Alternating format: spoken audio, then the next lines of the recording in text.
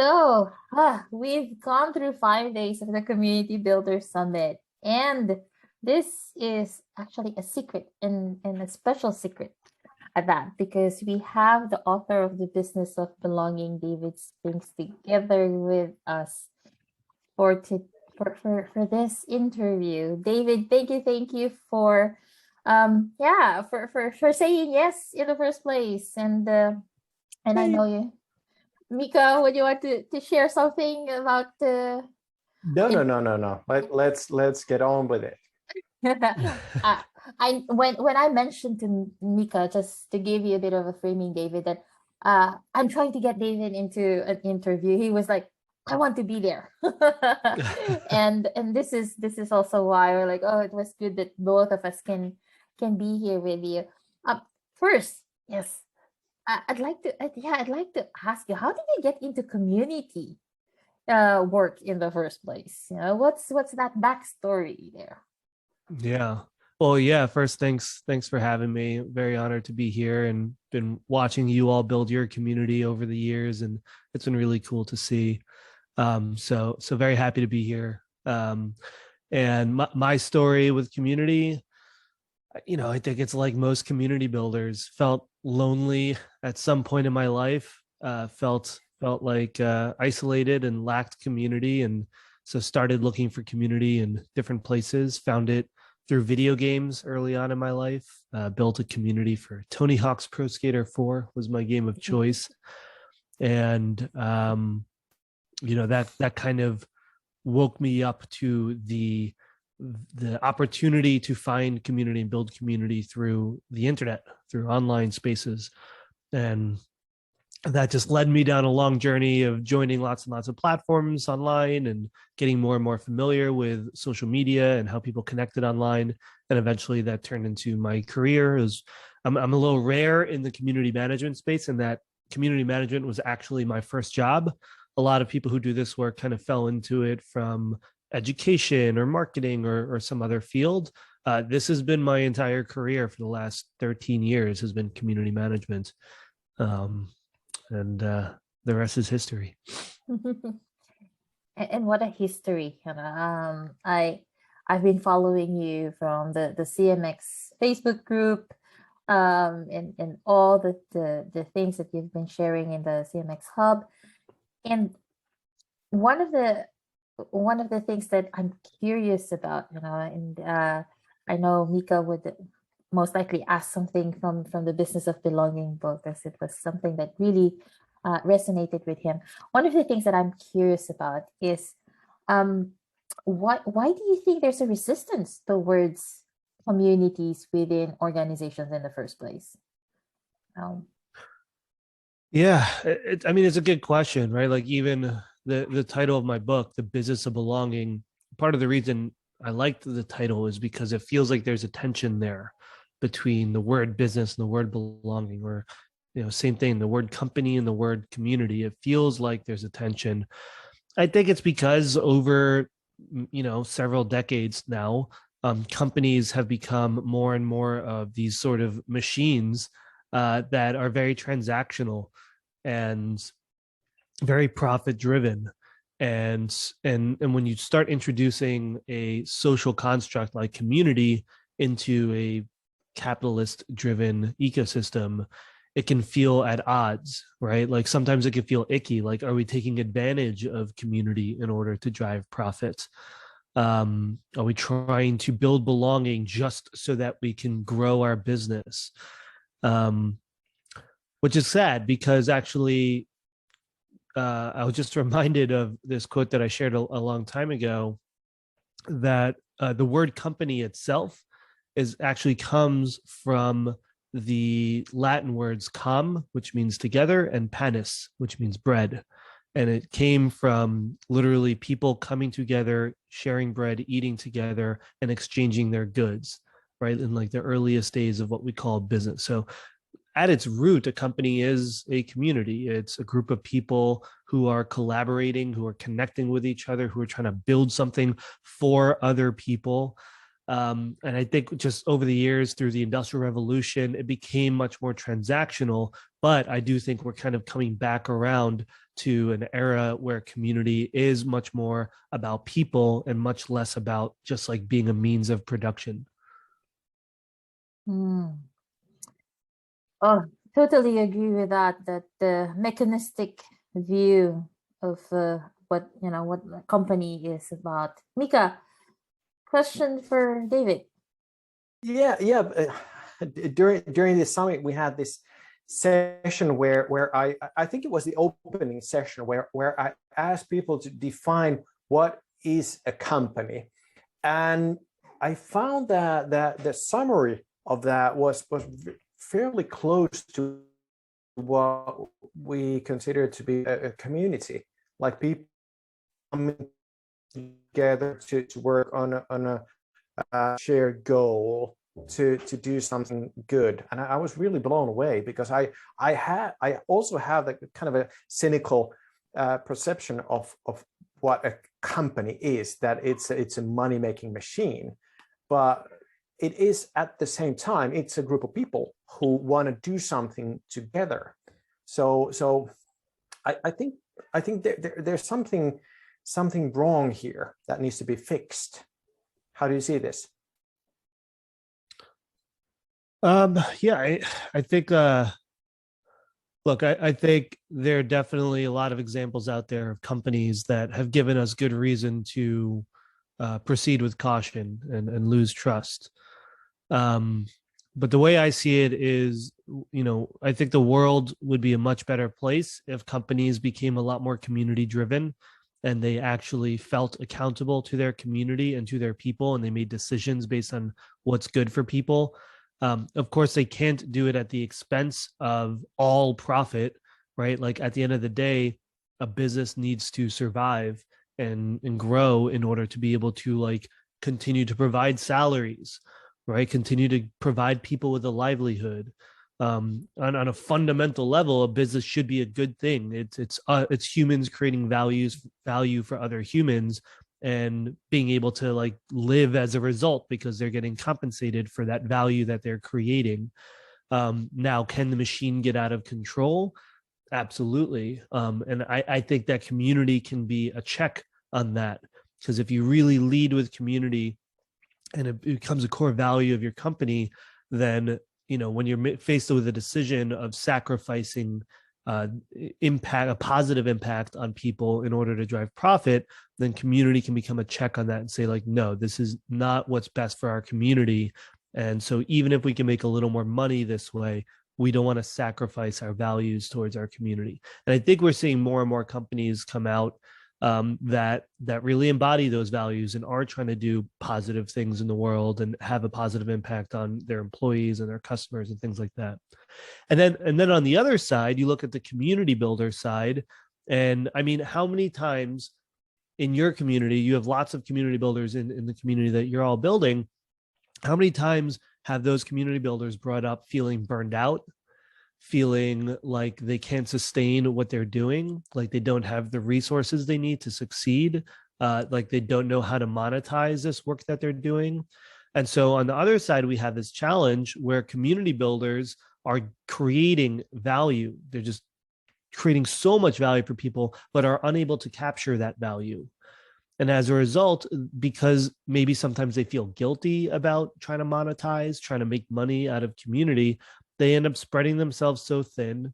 They have, they're managing full teams of volunteers, they're managing events, online community, education programs, all this stuff, usually with a very, very, very small team. They get spread thin, they burn out, and now they can't bring themselves to continue to show up in the community, and the community suffers or fades and disappears.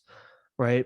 And so on that side, the case that I make in the book is that community builders need to also learn how to think more like a business. Think about how do you create value and capture value in a way that allows you to sustainably build community over time. And there isn't a community in the world that you can think of that doesn't need financial stability, whether it's a family, a group of friends, a religion, or a business, right? It needs financial stability. It needs to have the means to survive and thrive. Yeah. So the theme for this year's Community Builder Summit has been redesigning companies as communities. So I think it's one thing to start and build like business around a community or build them together. But how would you sell this idea of building communities to existing companies and even like corporations? Like, what is the value that you would try to sell to the executives? And you're specifically talking about internal community, like amongst employees, or I'm talking about internal communities and maybe these kind of expert communities where you have these not internal but like partners and someone close to the company, not only the clients and customers. Right. Yeah. So I mean, community is something that creates value at exponential scale. And it's really simple, because the way traditional businesses work is we create the value and then others consume the value, right? But those consumers, whether they are customers or employees or partners, are a wealth of knowledge, of resources, of energy, of motivation that is going completely untapped when you are using that traditional mentality of we create the value and you consume the value. And so if you look at your employees, you look at your partners, what are the things that they can bring to the business that are being untapped right now, right?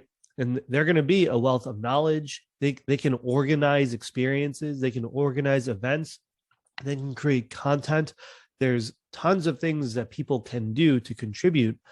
And community is the way to unlock that. Because what you're saying is, instead of we are going to create all the value, you're saying we're going to create a space where now people can create value for each other, right? They can answer questions for each other. They can create experiences for each other. They can build things for each other. And so taking a more community-driven approach is essentially saying, how do we fully tap into the collective human potential that we have in this business? I'm reminded. Go ahead. I'm reminded of what David wrote in the book of what community does is it extends the capacity and impact of each of those teams by organizing community members to contribute the same kinds of projects and goals. This for me is so crucial when we're thinking of what's the idea of community shape in the first place, right? It's the activating others so that they can get involved, take initiative, and using the community as an extension of your teams is a very good strategy on how to provide that value. And I see it's like, somehow it's like a multiplier effect. Exactly. Yeah. I mean, I've given the example before of like look at like Duolingo, right? So Duolingo is a language learning platform. They have, millions and millions and millions of users. And you can only learn so much on the app. And so eventually, after people learn the basics of the language, they want to start practicing it with each other. Now, if Duolingo wanted to start hosting events for people to be able to practice their language with each other, there's no way they would be able to reach the scale of the millions and millions of users that they have. But what they did is they created a program where they empowered their users to be able to self-organize events for each other. And as a result, the scale was incredible. They were doing 2,600 events a month with a team of 3 people, right? So you look at it like an exponential curve on a graph, right? What you can build is going to be incremental, but when you tap into a community, you tap into the collective energy and resources of the community, it becomes exponential. Because once you have the playbook and the system, you can just continue to onboard people into that system, help them be successful at organizing their event or creating content or moderating a forum or being an expert, like whatever the different contributions are, you can now do it at incredible scale. Yeah. So maybe this is the same question again and again and again, but like talking to executives and there is this sense of control and to build a community, that means that you need to give that control to individuals, to the community members. how do you convince people to do that and give the control to somebody else? Yeah, you know, it's funny, like over the years, I feel like my answer to this question is changing. Like, 7 years ago, if you asked me this question, I'd speak through a lot of like the tactics and methods you can use to convince your executives to be bought in to community and show them the value. I feel like we're at the stage of this industry where it's like, if you have executives who don't believe in it and don't see it and don't understand the value now, like you might not be able to convince them. And there's like a ton of companies out there who get it, who like are building this into the fabric of their business. So I think my advice is changing a little bit to like, if you feel like it's a huge uphill battle to convince your executives that investing in community is important, it might just not be a core value of your business, and maybe it's not, the place where you're going to find the most success. Now, like, maybe they're on the edge, maybe you want to grow it more, whatever. Definitely, like, then like bring data, right? That's at the end of the day, you have to show up with data, and show how the community is driving impact for the business. In the book, I talk about the spaces model, which are the 6 different objectives that you can drive through community for your business, which is support, product, like getting product feedback and advice, acquisition is growth, contribution is collecting, content or code or your apartment on Airbnb, whatever it is that you're contributing to the platform, engagement, which is customer retention, and success. So how are you helping your customers succeed at using your product and growing their career? And so you understand what objective you're trying to drive with community, and you tie community back to that objective, and you're able to show the ROI. Then, things like, well, we're giving up control kind of becomes less of an issue when you're showing, well, look, we're actually driving 10x the amount of revenue as a result of this program. They're like, all right, give them control. Let them go wild. Yeah. And you show examples, right? You show examples of existing programs that have done this, and you're not giving up complete control. You're not just saying like, hey, go host an event under our brand, do whatever you want, have fun, let us know how it goes. No, you create guide rails and you say, here's a playbook for how to run an event. Here are our values. Here are our brand guidelines and design aesthetics that, here's a color scheme. You can get as specific as you want to create guide rails. And then within those guide rails, you give the community leaders the opportunity to create, their own version of it. Yeah. Speaking of guardrails, I'm then reminded of your 7 P's as well. The policy part, so there's people, purpose, place, participation, policy, promotion, and performance. But I think one of the biggest that I've been noticing where conflicts arise is in the level of policy. When people don't know what to do or how to do things, because it's also not clear what those guardrails are. So yeah, what can you suggest in this space of bringing in a business of belonging where policies are really human-centric? Yeah, so I think like the biggest mistake a lot of businesses make when designing community is one, not having a policy at all is like one of the biggest mistakes. But then even when they have a policy, they only focus on what not to do, and they don't focus enough on what you should do. And that's a missed opportunity, because one of the coolest things about community is that you kind of get to change reality, right? There's a great event called Influencers that's the founder told me how he designed it was he would invite all these people to this event, and these are like influencers. They're like NBA players, Nobel laureates, like really, really incredible, highly successful people. But he would create like a set of rules for these dinners that he would host. Some of the rules were like, you can't say your name. You can't say what you do. And then they would arrive thinking they're getting this fancy meal because that's what they're used to. And they'd find a set of ingredients for burritos, and they had to work together to make burritos without a recipe. And so he creates these like set of circumstances that changes reality for these people, the way they're used to being treated, the way they're used to interacting with people. It's just completely changed. And then they're forced to collaborate and cook this meal together. And only at the end of the dinner do they reveal who everyone is, and they're like, holy shit, like that's so cool, I just cooked a burrito with an astronaut. And so like it's such a cool example of, great communities, I think, change reality. And you do that with your policy by saying, like, here's what you can't do, here's what you can do, and you're being intentional about that to create an experience that you think is going to be more compelling than what people have today. And you can apply that to the social experience, right? Like host an event for moms, but you're not allowed to talk about your kids, or host an event for professionals, but you're not allowed to exchange business cards or talk about your work. It can impact DEI and inclusion, right? Like, how do you make people feel like the default in your community when they don't feel like the default in the rest of the world, and they feel marginalized in the rest of the world?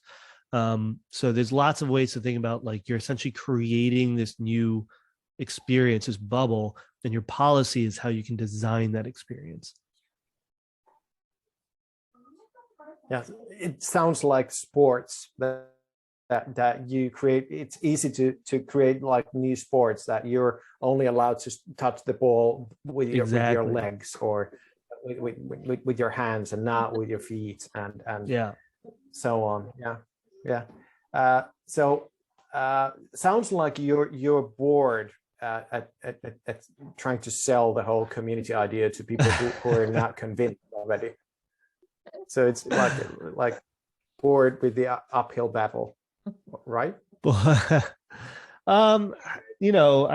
think it's really hard to convince anybody of anything that they're not organically motivated. And I think, like, we're reaching an era of the world of business where there's a lot of businesses who are organically curious and interested and want to invest in community, and they're looking to people like you and those who have been working in community for a long time to guide them on how to do it well, and how to grow it, and how to invest in it. And I think, like, if you're finding yourself in a job where you're constantly trying to justify your own existence, it might not be the right job. And community is no longer a position that is so, like, marginalized that you have to suffer through that in the same way it was 10 years ago. Yeah. Thank you, David. And because we have just a few more minutes with you, we can go on longer, we can savor this more. Hopefully we can get you again in another interview. But Happy before to. that, what's the next phase for the business of belonging? For the book? Yes. Or the concept? For the book, for what you're doing? Yeah. Are there upcoming workshops or activities under the book?